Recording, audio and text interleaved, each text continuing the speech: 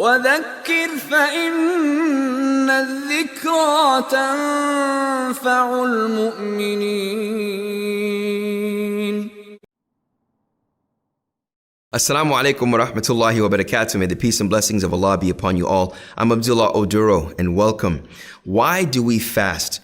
Generally, we fast in order to deprive ourselves of something to reach a greater goal. We give up something to receive something greater. So when you invest, you give something to receive something. Like in zakat, you give your funds or you give your what you own in order to receive purification and increase or barakah, blessings from Allah subhanahu wa ta'ala.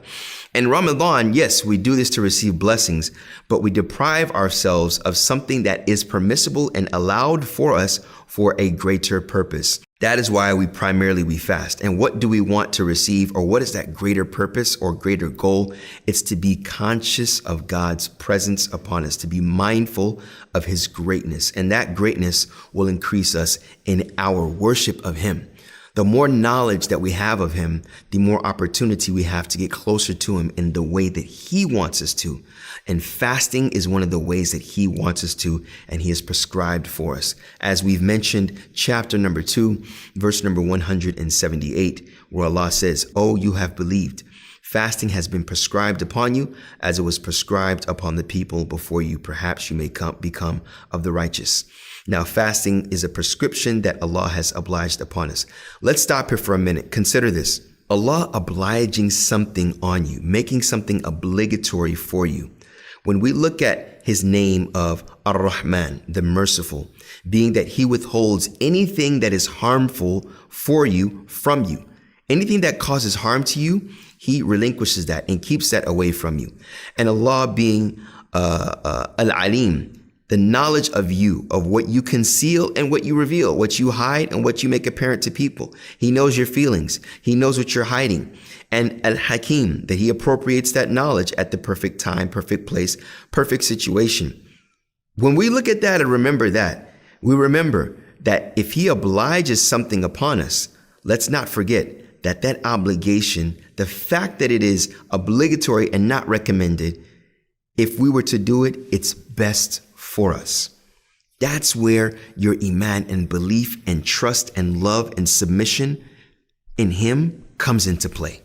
That is where the closeness and relationship is established and strengthened further, allowing and forming that conviction in Him. So when He prescribes something, the approach of the believer, the strong believer, says, whatever He obliges me to do, I hear and I obey. As Allah mentions in another portion of the Qur'an, they're the ones that say we hear and we obey, the believers. So the obligation of Ramadan upon us should be something that we should haste to do. Yes, it's going to be difficult. No eating, no drinking, and no intimacy from sunup to sundown is going to be difficult. But understanding the purpose and goal behind it, which should serve as a driving mechanism behind continuing and staying strong. So He says, for those that believe, it has been obliged upon you as the people before you. This was a means for the people before us, from the Christians and the Jews and the likes of them, that fasting was a means of obtaining righteousness. That's why He concludes the verse with, لَعَلَّكُمْ تَتَّقُونَ, perhaps you will be of the righteous. Because some of us may fast and we're thinking about food. Some of us may fast and we're thinking about our spouse. You as a convert, it may be difficult.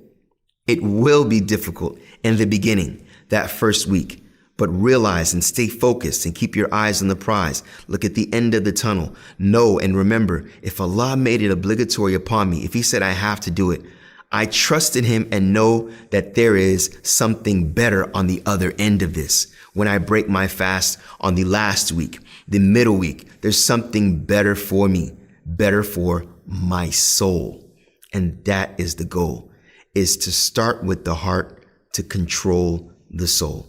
May Allah subhanahu wa ta'ala make us of those that are disciplined individuals for our inner selves, and to know that that's where it starts, to be concerned with that. Perhaps we may be of the mindful ones. Assalamu alaikum wa rahmatullahi wa barakatuh. Thank you.